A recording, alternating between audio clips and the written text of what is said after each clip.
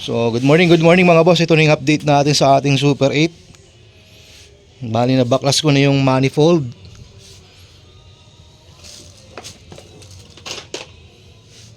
So, ayan na siya.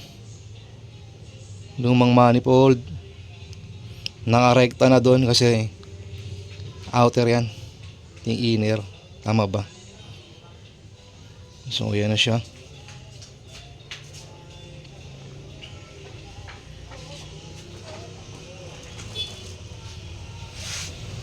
So grabe. So ito yung fuel filter, papalitan natin to. Fuel petcock yan. Papalitan na rin natin. O-order tayo online. So yan yung fuel line. So grabe yung ikot na ginagawa, no. Napunta sa petcock dito. So gawa natin ng paraan yan, rekta ng pagganon. Flow. Ayan. Tapos vacuum. Ito yung vacuum hose.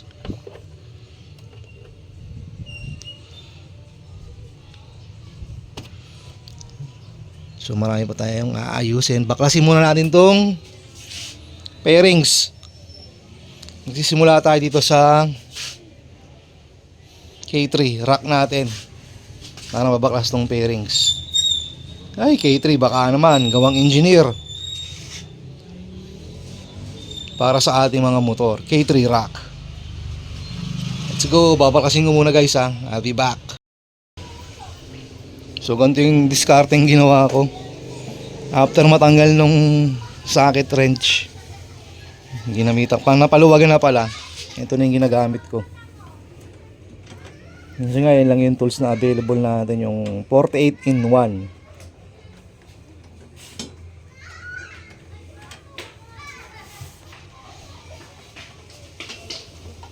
Manual talaga, manual. Wala tayong impact wrench eh. Simula pa lang maging mekaniko. So baklasin ko muna to guys ha. Nahirapan ako pag may hawak na camera. Let's go. So yung ginamit ko nga pala 14 tsaka 13 para matanggal yung bolts ng rack natin o yung spacer ng K3. Marami na rin. Iisa natin yan.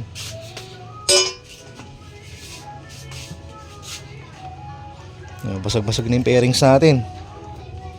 So baklasin muna natin to. So nabaklas ko na yung unang pairings. Antindi ng rust extend to. Pero dahil solid na bakal,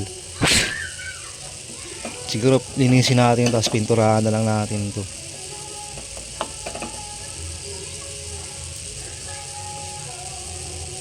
Grabe, winelding na pala dati to. Ayun o. Yan, kaya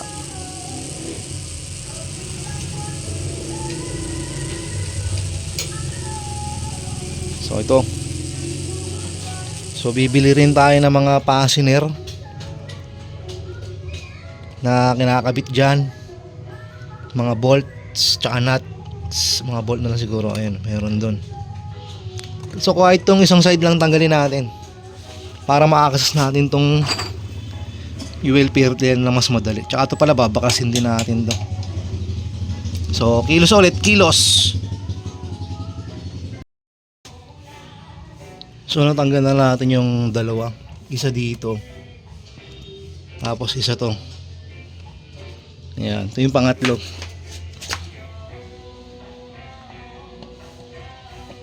Ayan, hindi ko na makita ninyo. Ayan, may baka. Ito yung pangatlo. Dahil itong isa, walang laman. Ito pang apat. Ganun kung kailangan bakasin yan. Ayan, ito yung panlima. Andaan, baka malaglag.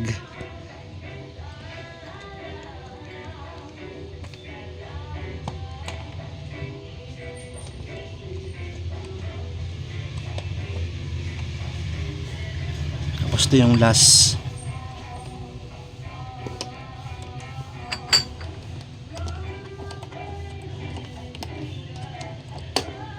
Abakasin ko muna guys. So change of plan.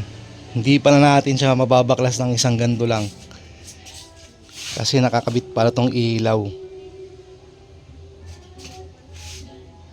Dapat pala pati tong kabila baklas. Dahil meron ditong tornilyo. Hindi ko lang kung nakikita ninyo. Doon natatakpan.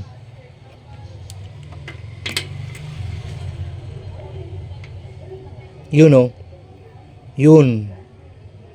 Hindi yung kinakalawang yung isa. Ayan. Kaso stack up na siya eh. Hindi ko mabaklas. Woo. From carb to many problems. So mukhang mahirapan din tayong baklasin tong fuel cap tsaka tong fuel filter na to. So ang ginawa ko, tinanggal ko na lang yung lumang hose. Ito yung filter. Ito yung fuel. Ito naman yung vacuum. So pinakamaigi na ito, wag na natin munang galawin tong dalawa. Yan, palitan natin ng dalawang bagong hose.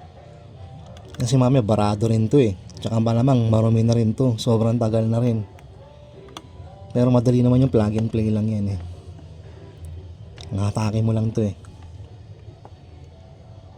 For the meantime, ito muna ang dalawa. Tingnan natin kung kasya yung mga hose natin. So ayan, pasok naman yung dalawang hose. Bibili lang tayo ng yung pampasikip, yung parang retainer. Parang clamp na bilog. Kasi pagdating dito sa manifold, medyo maluwag. Lalo pagdating dito sa isang exit yan. So labas muna tayo, bili tayo ng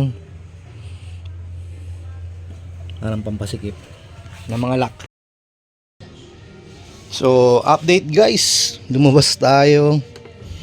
Mission fail kasi wala tayong nabiling fuel hose. Pero ang sabi ng mga mekaniko sa mga motor shop, kahit daw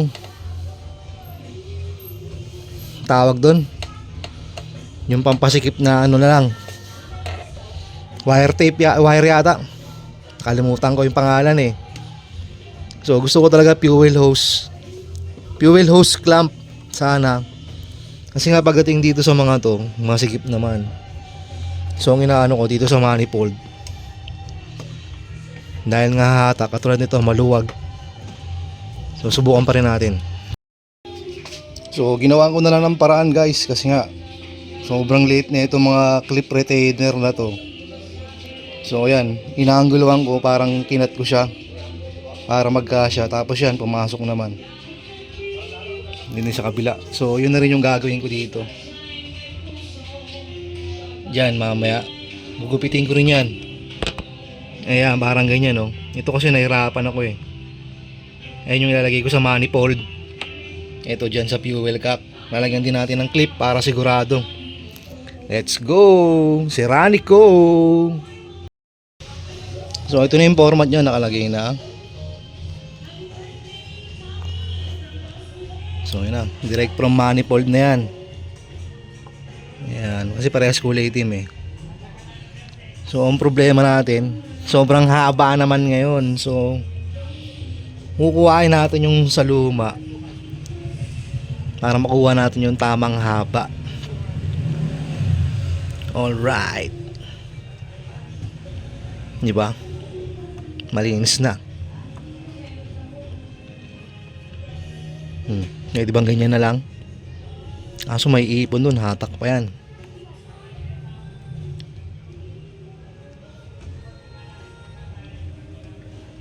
O, sukatin ko na lang na ganun. Alright. So ayan na siya guys, medyo malinis na tignan. Manifold to cockpit, to petcock, tapos fuel line. So itong luma hindi na natin napalitan, to follow na lang yan, kasi kailangan talagang baklasin tong mga pairings lahat eh, kasi nandun yung pinakalock ng petcock. Ayan, kung napapansin nyo.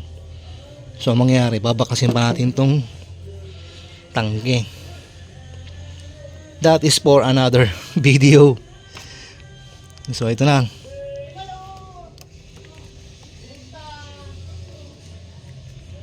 Yan na rin, kinabit na rin natin tong throttle body. Hindi ko pa nahigpitan, mamaya na. So ayan, maano naman.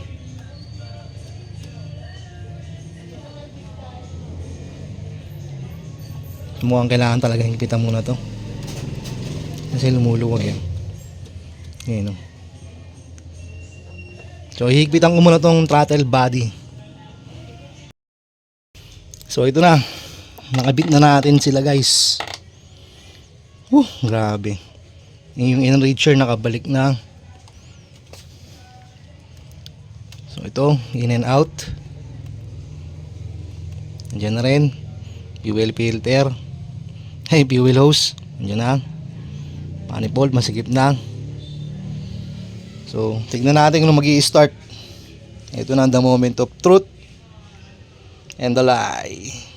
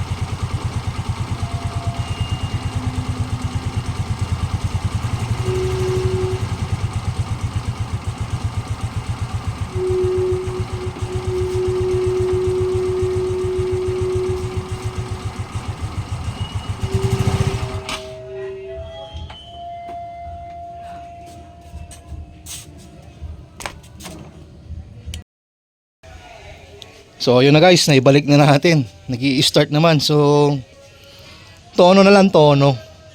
Kung anong kanta talaga nito. Namamatay-matay pa rin siya pero nag-i-start na. So which is good. 'Di ba? Nod-nod lang ng tutorial sa YouTube, may natutunan naman tayo, tapos na-apply natin. So ito lang yung concern ko.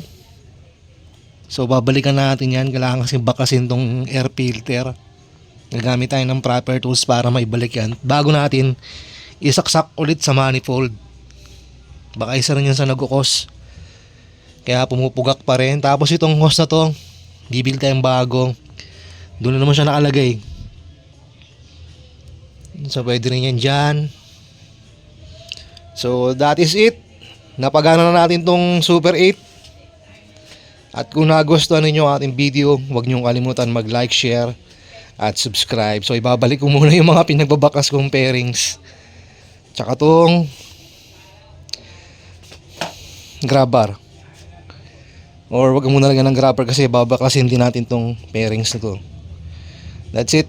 Like, share, subscribe.